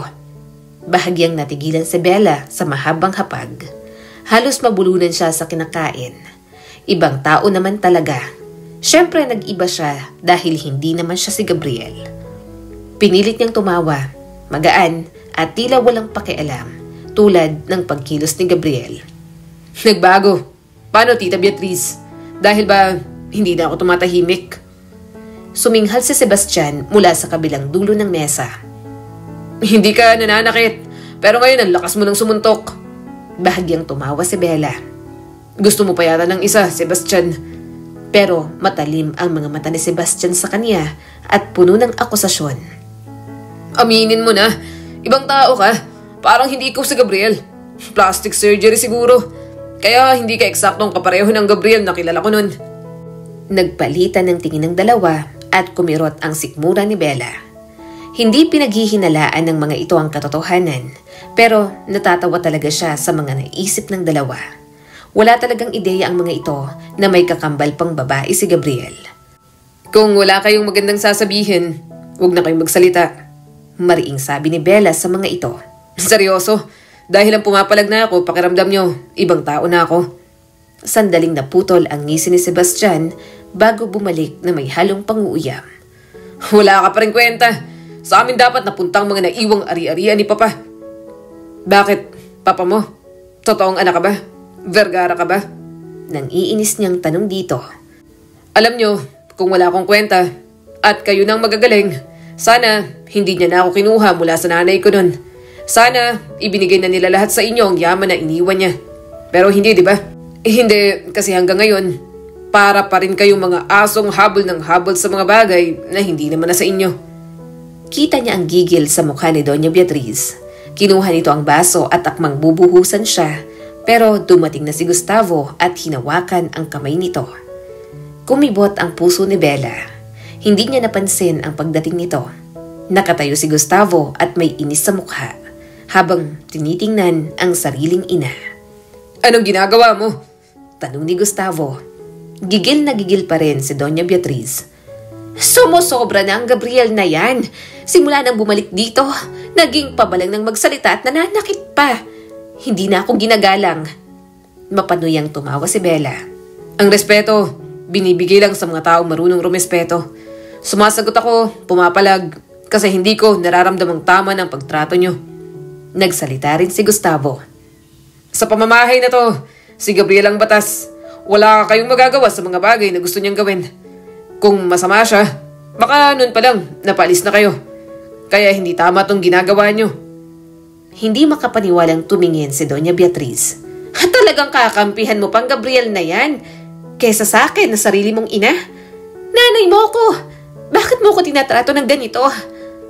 Pero malamig ang tingin ni Gustavo. Kailan kita tinawag na mama, Doña Beatriz? Wala kang karapatang sabihin sa akin na nanay kita. Because in the first place, hindi mo nagawang magpakananay sa akin. Anak, hinawakan ni Gustavo ang kamay ni Bella at hinila siya papalayo roon. Tinawag pa ito ni Doña Beatriz pero hindi na lumingon pa ang binata. Bigla na lang silang lumabas. Pinapasok siya ni Gustavo sa sasakyan nito. Habang nasa biyahe, gusto niya sanang tanungin, kaso mukhang bad mood ang binata. Hanggang sa ito na ang nagsalita. Sa labas na lang tayo mag-breakfast. Mahinahon sabi ni Gustavo na para bang hindi mainit ang ulo kanina. Wala rin naman tayong masyadong gagawin. Mamasyal-masyal na rin tayo. Tumango naman si Bella pero hindi niya pa rin talaga mapigilan magtanong. Galit ka ba sa mama mo? Huminga ito ng malalim. May hinanakit. Mama ko pa rin naman siya. But it doesn't mean na ito-tolerate ko kapag may ginagawa siyang mali. Hindi naman ako bulag. Alam ko ang gusto nila, kaya palagi ka nilang inaaway. Tipid siyang napangiti. Mabuti pa si Gustavo, talagang may prinsipyo. Kaya lang, ibang usapan na kapag may kinalaman ang mga mag-ina sa pagkawala ni Gabriel. Sa pagkakataong yon, nasa side pa rin kaya niya ang binata. Hindi na lang muna masyadong inisip ni Bella. Marami pang pwedeng mangyari. Hindi pa nakikita si Gabriel. Sa kanya na lang po problemahin kapag nahanap na ang kanyang kakambal. Katulad nga ng sabi ni Gustavo, sa restaurant na sila kumain. Pinasyal din siya nito kaya kahit papaano, nakahinga siya mula sa lahat. Bibili ka ng damit? Tanong ni Bella rito. Tumango naman ito. Oo, hindi ako mahilig mamili. Kaya kapag lumalabas ako, bumibili na ako kahit isa lang. Kailangan ko rin kasi. Pwede mo ba akong ipili? Tumaas ang isang kilay ni Bella. Bakit naman kita ipipili? Malay ko sa taste mo. Mahina itong tumawa at umiwas ng tingin. Ikaw, baka gusto mong pumili para sa'yo. Napangiwi naman agad si Bella. Wala siyang gusto roon. Marahil sporty siya at medyo lalaki kumilos, pero sa women's section pa rin naman siya pumipili. Mahilig pa rin siya sa bright colors. Huwag na, ikaw na lang. Nasabi na lang ni Bella. Ngumuso si Gustavo at parang may pinipigil ng ngiti. Ayaw mo. Sa girlfriend mo na may pink na panty, ayaw mo siyang ibili. Napasinghap siya kaagad. Wag na. Saka nung girlfriend, yung panty kay Lara yon. Napapikit na lang siya sa ginawang palusot. Nagpapanggap siyang Gabriel. Ayaw niya naman na magbago ang tingin ng mga ito sa kakambal niya. Saka alam naman ng lahat na si Lara lang ang tanging babaeng minahal ni Gabriel. Pero isang bagay ang napansin niya kay Gustavo. Nakaka-question ang kanyang mga sinabi. Pero kahit isang tanong, wala siyang narinig kay Gustavo. Para bang hindi ito nababagabag sa mga pamali-mali niyang sagot. Bakit ikaw? Tanong ni Bella. Binibilhan mo ba ang damit ang girlfriend mo? Humalakhak naman si Gustavo. Wala akong girlfriend. Pero kung may girlfriend ako, kung gusto niya, wala namang kaso sa akin yun. Pero feeling ko, yung magiging girlfriend ko, sobrang simple lang. Di masyadong maluhos sa katawan. Bahagya naman siyang napairap. Bilisan mo na lang dyan. Gusto ko nang umuwi at makapagpahinga. Ayokong umaalis sa asyenda. Tumango naman ang binata. Kinagabihan, nakatanggap siya ng tawag mula kay Attorney Delgado. Agad niya naman yung sinagot. Hello, Attorney, may problema ba? Tanong ni Bella. Sumagot naman agad ito. Nakita na namin ang kapatid mo. Napasinghap siya at agad naluha. Talaga? Nasaan siya? Ano nangyari? Okay siya ngayon, nagpakita na siya. Alam niya rin na nandyan ka sa asyenda ngayon. Bukas, pumunta ka rito para makapagpalit na kayo. Nag-usap pa sila tungkol sa ilang bagay. Nang maibaba ang tawag, pinunasan niya ang mga luha. Sa wakas, nahanap na ang kanyang kakambal. Yun nga lang, matatapos na rin ang pagpapanggap niya. Dapat masaya siya, dapat okay na. Pero hindi niya nalang mapigilang malungkot. Kahit paano, naging masaya siyang angkinin ang buhay ni Gabriel dahil kay Gustavo. Pero simula bukas, iyon at tahimik na silang magpapalit ng kakambal niya. Huminga siya ng malalim. Bumaba na muna siya sa kusina para kumuha ng tubig. Napangiti naman siya nang may makitang strawberry sa ref. Kaya naman, hinugasan niya yon at nilantakan. Para siyang nagaroon na kumakain habang yakap ang mangkok. Anong ginagawa mo dyan? Tanong ni Gustavo. Napatalo naman siya sa gulat at agad na tumayo. Kumakain. Ngumuso si Gustavo at kumuha rin ng tubig. Ng strawberries? Ang dami niya na. Kaya mong ubusin yan? Bawal manghingi. Pagsusungit niya naman dito. Natawa naman si Gustavo at nanatili pa rin doon kahit na nakainom na ng tubig. Naiilang siya habang pinapanood nitong kumain. Nakita niyang bumaba ang tingin nito sa mga labi niya habang ngumunguya siya. Umiwas tuloy ng tingin si Bella. Pero muling bumalik ang tingin niya sa binata. Bigla niya kasing naalala na baka yun na ang huling makikita niya si Gustavo. Hindi ako makatulog. Marami akong iniisip. Ikaw? Tanong ni Gustavo. Nagpatuloy si Bella sa marahang pagnguya. Nagugutom.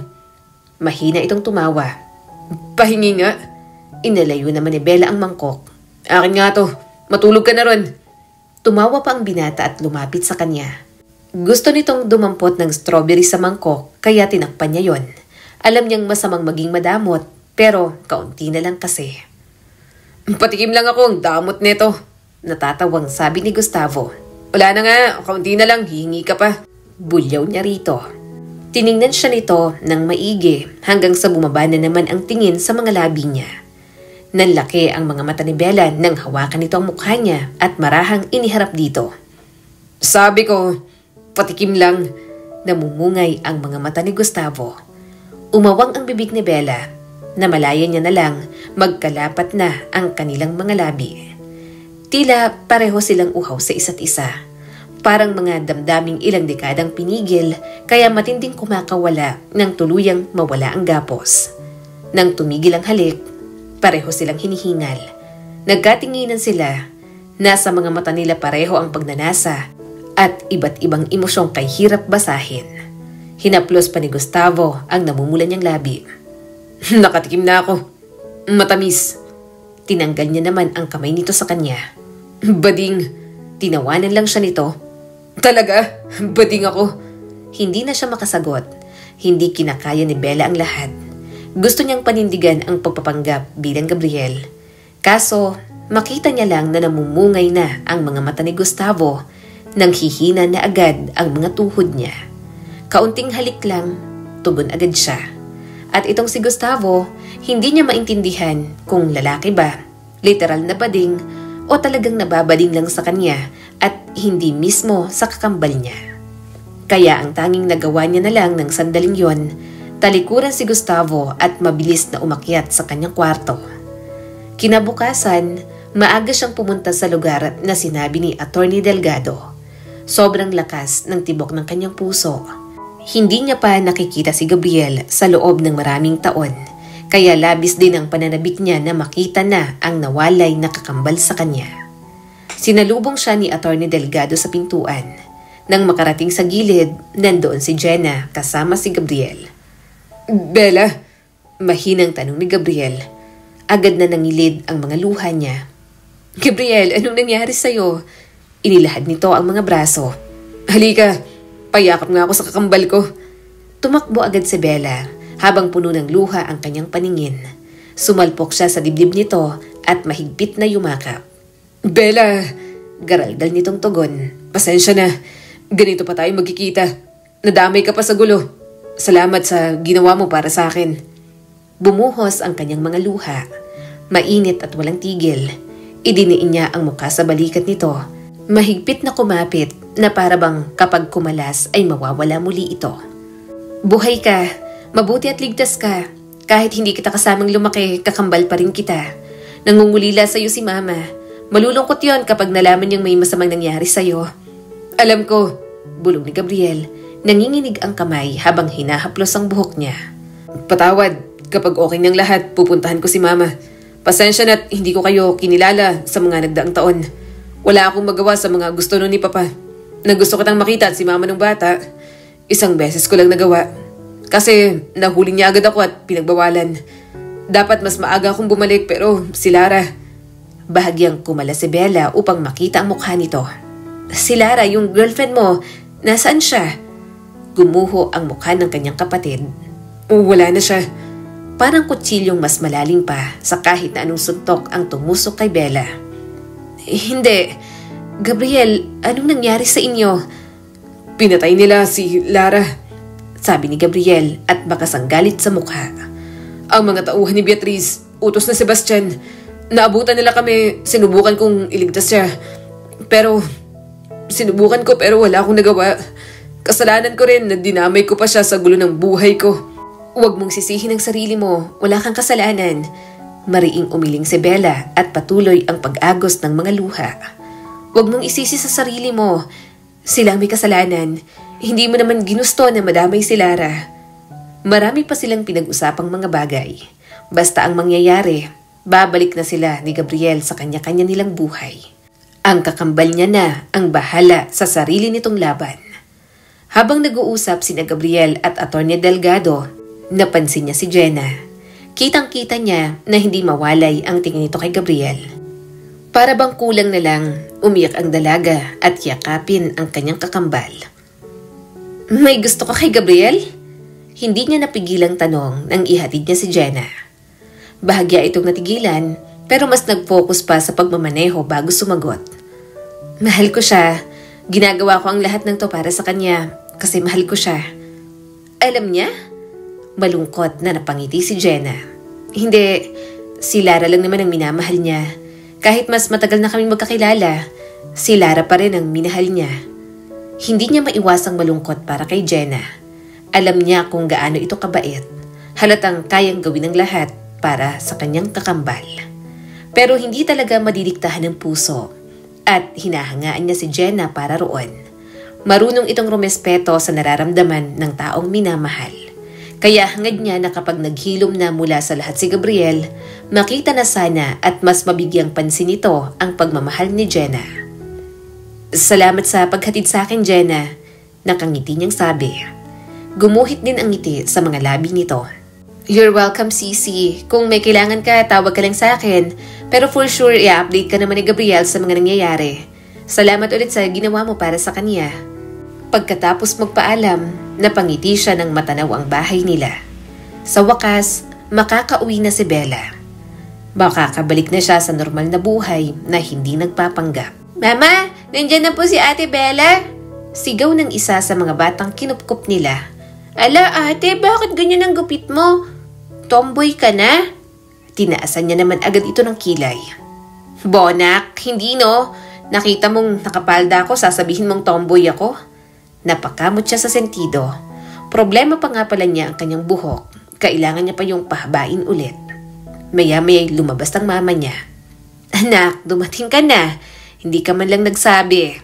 Niyakap niya agad ito ng mahigpit. Mama, I miss you. Sobra. Pakis nga. Sinabunutan naman ito ang buhok niya. Anong nangyari dyan? Bakit ka nagpagupit ng ganyan? Mukha kang lalaki. Kaya nga, nagsexy na damit para hindi mukhang lalaki, ma. Pinakita pa ni Bella ng maayos dito ang maong skirt at fitted top. Naboard po kasi ako, ma. Ang daming split ends ng buhok ko. Kaya ginupit ko na lang para bagong tubo, ma. Napailing ito at tingnan pa siya ng mabuti. Ayoko na nga dyan sa hobby mo na boxing. Kababae mong tao, naghahanap ka ng sakit sa katawan. Minsan, umuwi ka ng may pasa sa mukha. Ang ganda-ganda mo tapos ganyan ang ginagawa mo sa sarili mo. Gumaya ka naman sa ibang dalaga. Ganyan pang hairstyle mo ngayon. Kung hindi ka nakapang babae na damit, kaunti na lang kamukha mo na si Tombits dyan sa kanto. Natawa na lang siya at niyakap ang kanyang ina. Namimiss niyang pakinggan ang boses nitong parang manok na talak ng talak. Alam niyang kaunting panahon na lang, makikita na nito si Gabriel. Kapag naayos na ang lahat, matutupad na ang hiling nito. Maya-maya'y kumain na rin naman sila. Pinagluto agad siya ng kanyang ina ng paborito niyang sinigang na sampalok sa hipon. Naparami tuloy ang kanyang kain. "Ma!" Maingat na bungad ni Bella habang nagsasandok ng sabaw. Paano kung isang araw makita mong muli si Gabriel? Anong gagawin mo?" "Ay nako, marami akong babawiing panahon, Bella," nakangiting sabi ng kanyang ina. "Kung muli kong makikita ang kapatid mo, yayakapin ko siya ng mahigpit, na para bang kaya kong bawiin ang lahat ng taong hindi ko siya nayakap. Hindi ko siya bibitiwan hanggat hindi niya nararamdaman sa kaibuturan ng puso niya na ako pa rin ang kanyang ina." Bahagyang napangiti si Bella. At pagkatapos po, mahinang natawa si Rosa habang nagbabalat ng hipon para sa kanya.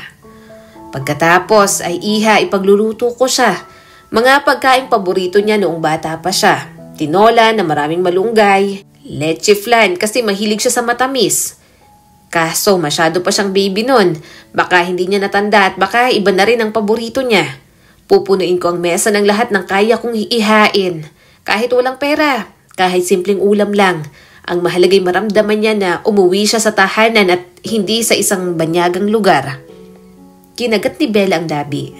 Kitang-kita niyang pangungulila ng ina sa kanyang kakambal. Gusto niyang sabihin ang lahat, pero sinabi ni Gabriel sa kanya na saka na muna ito magpapakita kapag naayos na ang lahat ng issue. "At ipapaliwanag ko lahat," nagpatuloy si Rosa, "kung bakit kami nagkahiwalay. Kung bakit hindi ko siya kayang ipagtanggol noon. Hihingi ako ng tawad kung iniisip niyang pinabayaan ko siya. Sapagkat kahit pilitin ng mundo na paghiwalayin kami, anak ko pa rin siya. Anak ko siya magpakailanman." Napangiti naman si Bella.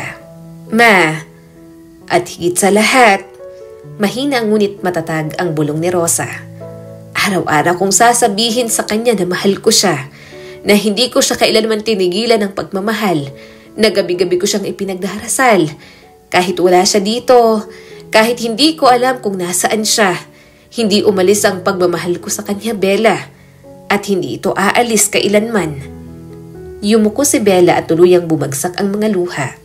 Pilit siyang tumawa, bagamat naiiyak talaga para sa nanay niyang nangungulila sa kanyang kapatid. "Magugustuhan niya yun, Ma. Si Gabriel, magugustuhan niya yun ng sobra.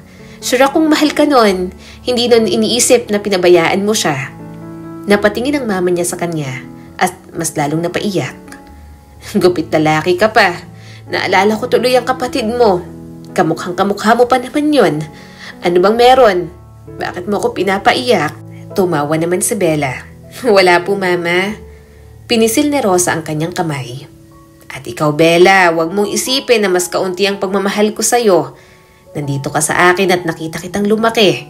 Yun nga lang minsan, iniisip ko kung makakauwi pa ba talaga si Gabriel sa atin. Kung mabubuo pa tayong tatlo dito." Pagkatapos nun, nagpatuloy na sila sa pagkain. Sa mga sumunod na araw, bumalik na si Bella sa dating gawin ng kanyang buhay. Nagpaplano na rin siyang magpatayo ng sariling gym mula sa perang binigay ni Gabriel sa kanya. Nilihim niya na nga lang muna sa kanyang ina dahil siguradong magtatanong ito. Sa ilang buwan, medyo humahaba na rin kahit papaano ang buhok ni Bella. Nagbalik din siya sa pagtitrain ng mga nag-enroll sa boxing. "Kumustang hearing? Nasa bilangguan na bang mag-inang yon?" Tanong niya kay Gabriel sa kabilang linya. Sumagot naman ang kanyang kakambal. Sa wakas, may hustisya na rin para kay Lara." Malungkot siyang napangiti. Nakamit man ito ang hustisya, alam niyang may pagdadalamhati pa rin sa puso ni Gabriel. Inaasahan niyang hindi na yun mawawala. Sa mga sumunod na araw, sobrang masaya si Bella para sa kanyang ina. Alam niya kasi na anumang oras ay makikita na nito ang kanyang kakambal. Kaya sa pagdating ni Gabriel, hindi na nawala ang ngiti ni Bella. "Wow! Ang ganda ng sasakyan! Kanino kaya yan?" Bulalas ng isa sa mga ampong bata ng kanyang ina, na abala sa paglalagay ng makukulay nitong hair clip sa buhok. Agad siyang tumayo at sinilip ang sasakyan sa ibaba. Alam niyang si Gabriel ang sakay doon. Hindi na siya nag-abalang mag-ayos. Bumaba siya ng nakamaikling cycling shorts at sports bra. Sanay naman ang mga tao doon sa kanila, lalo pat iyon naman talaga ang get-up kapag nag-workout siya. Wala rin nilalakas ng loob na bumastos dahil alam ng lahat na malakas siyang sumuntok. Gabriel! Agad na bulalas ni Bella nang makitang bumaba si Gabriel ng sasakyan. Wala pa si Mama, nasa palengke pa. Halika na, pasok ka sa loob. Sa loob tayo maghintay. Kaso, unti-unting nawala ang mga ngiti sa labi ni Bella. Sunod kasing bumaba ng sasakyan si Gustavo. Seryoso ang pagbumukha at parang may sisingiling utang sa kanya. Pero nang makita ang suot niya, mahina itong nagmura. Iniwan mo na nga ako nang walang paalam. Madadatnan pa kitang sexy at cute. Nice hair clips. Ngumisi ang binata at parang biglang naglaho ang masamang timpla. Agad namang napahawak si Bella sa mga hair clip at nagmamadaling tinanggal iyon. Anong sinasabi mo? Sino ka ba? Tumawa naman si Gabriel. Pasensya ka na, Bella. Pero itong si Gustavo, isa rin sa mga nakakaalam na may kakambal ako. Siya ang kasama ko nang tumakas ako nung bata ako para silipin kay ni Mama. Kaya nang magpanggap ka, unang kita niya palang sa'yo. Alam niya na agad. Suminghap si Bella. Hindi siya makapaniwala sa narinig. May alam na pala si Gustavo, pero yon at hinayaan siyang magpanggap pa rin sa harap nito. Sa halip na maging masaya, bigla na lang nairita si Bella. Sira ulo ka pala. Hirap na hirap ako magpanggap. Tapos alam mo naman palang totoo. Nanlaki ang mga mata ni Gustavo. Hindi ka rin naman naging maingat. First meet natin, hinulugan mo ako ng panty sa mukha. Doon pa lang alam ko na. Saka, halikan bakit ako ikaw si Gabriel? Hindi ako bading. Ikaw lang naman ang tumatawag na bading sa akin. Iniwan mo na nga ako ng basta. Ganyan ka pa. Mapanuya siyang tumawa. Wow, anong iniwan? Anong tono yan? Kung makapag-demand ka, tayo ba? Pakialam ko sa'yo. Naghalikan na tayo. Ano ngayon? Hindi ibig sabihin na tayo na. Ayoko sa'yo. Ginawa mo akong uto-uto. Bulalas niya rito. Agad namang umawat si Gabriel sa kanila. Pero naiinis talaga siya. Matagal niya na ring hindi nakita si Gustavo. Tapos malalaman niyang inuto siya nito. Kaya siguro sa tuwing nakikita siya, palaging tumatawa. Yun naman pala, pinagtatawan nito ang pagtatrying hard niya na maging lalaki. Mabuti pa pumasok na tayo sa loob. Nakangiting sabi ni Gabriel at inakbayan siya. Susunod sana si Gustavo pero tinulak niya ito palabas. Hindi ka welcome dito. Alis? Umawang ang bibig ni Gustavo. Bella! Bahagya siyang natigilan sa pagbanggit nito sa kanyang pangalan. Pero hindi siya magpapadala. May kasalanan pa ito sa kanya. Bella, papasukin mo ako. Ang tagal ko naghintay na makita ka ulit. Tapos ganito ka pa sa akin. Hindi mo ba ako na-miss? Hindi. Bulyaw niya agad dito. Saka anong mamimiss? Nek-nek mo, Gustavo. Manigas ka riyan. Ang demanding mo. Kung makaasta, akala mo naman tayo na. Halik lang yon. Tumugon man ako. Halik lang yon. Bading. Bella! Hinila niya na ang tumatawang si Gabriel. Hindi ko inasahang sa lahat ng nangyari. May nangyari rin sa inyo. Umiling agad si Bella. Walang nangyari. Sino ba yun? Ginawa niya akong uto-uto. Nakakainis. Ilang beses siyang gumulo sa isipan ko. Akala ko pa nga bading siya. Yun naman pala. Alam niyang babae ako. Buwisit siya. Kapag pumasok yan dito, sasapakin ko yan. Malakas namang tumawa si Gabriel. Nang makaakyat, pinakilala niya agad si Gabriel sa mga bata. Tuwang-tuwa naman ang mga ampo nila sa binata. Hindi makapaniwala ang kapatid niya na may mga bata silang kinupkop. Oo, ganyan si Mama. Kahit wala ng pera, nagugulat ako may inuwi ng bata. Yung iba dyan ulila na. May mga iniwan ng magulang. Pero ang mga yan, hindi naman sobrang pabigat. Tumutulong sila kay Mama kapag nagtitinda sa palengke. Kahit matigas ang mga ulo, mahal naman kami. Nakangising sabi ni Bella. May kislap ng saya sa mukha ng kapatid niya. Ang bait yun ni Mama. Gusto ko sana sa asyenda na kayo tumira. Wala akong kasama ron. Malaki pero wala akong kasama kaya malungkot. Napangiti naman si Bella. Sige, kung papayag si Mama, go lang. Kahit saan naman kami, ayos lang. Ate Bella, bakit hindi mo pinapapasok si Kuya Pogi? Tanong ng bata sa kanya. Agad namang bumalik ang inis niya. Dinungaw niya ang bintana. Nandoon pa rin si Gustavo na mukhang nagmamakaawa sa kanya. Sa inis ni Bella, sinarado niya na lang ang mga bintana. Makalipas ang ilang oras, dumating na rin naman ang kanyang ina. Sa labas pa lang, rinig na nila ang boses ni Rosa.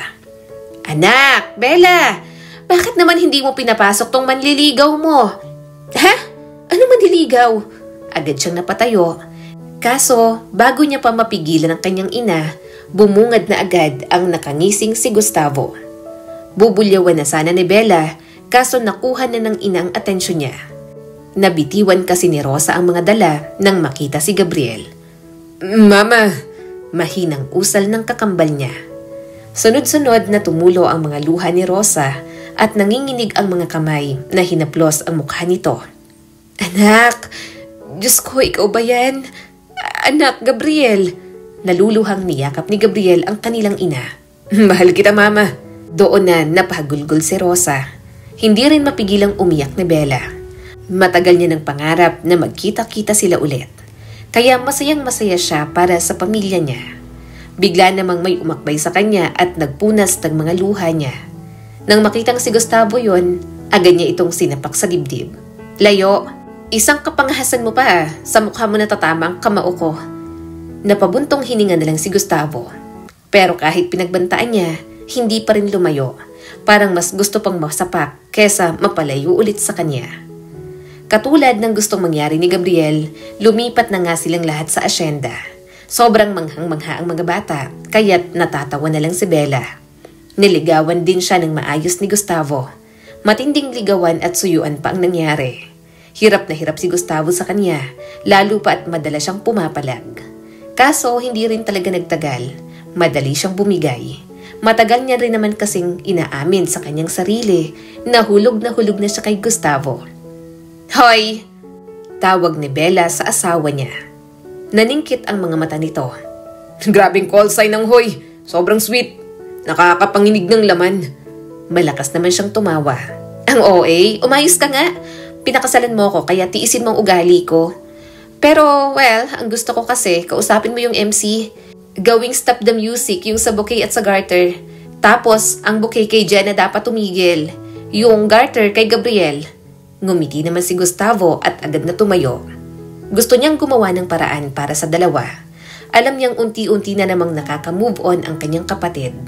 At kung magmamahal ito ulit, gusto niya sanang si Jenna na palaging nasa tabi nito simula noon hanggang ngayon. "Nakakahiya, Bella." Namumula na ang dalaga. Tumawa naman siya. "Hindi yan. Basta enjoy niyo yung prize Trip yun sa Boracay. May 3 days 2 nights ka para akitin yung mahal mo." Napatingin agad si Jenna sa kanya kaya kumindat siya rito. Unti-unti itong ngumiti at mahigpit siyang niyakap.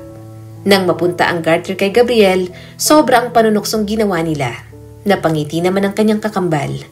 Masaya siya para rito. Hindi naman niya itinutulak si Gabriel kay Jenna kung hindi niya alam na nakakausad na ito. Matagal niya nang pansin na tila nag-iiba na rin ang tingin ni Gabriel kay Jenna. Kulang lang talaga sa tulak ang mga ito. Humalakak si Gustavo sa tenga niya. "I love you." Tumingin naman siya agad dito. "I love you too." Marami silang pinagdaanan, nagkakilala sa gitna ng pagkukunwari at magulong sitwasyon. Pero Diyos na rin ang gumawa ng paraan para maging masaya si Bella at ang mga taong nakapaligid sa kanya. Ang kwentong ito ay nagpapaalala sa atin na may mga pag-ibig na nawawala ng saglit pero muli namang bumabalik. At anuman ang mangyari sa atin na kanya-kanyang buhay, darating ang panahon na pagmamahal pa rin ang mag-uugnay sa atin. Muli, ako po si Skylar Guro at sana'y may bago na naman kayong natutunan sa kwento natin ngayon.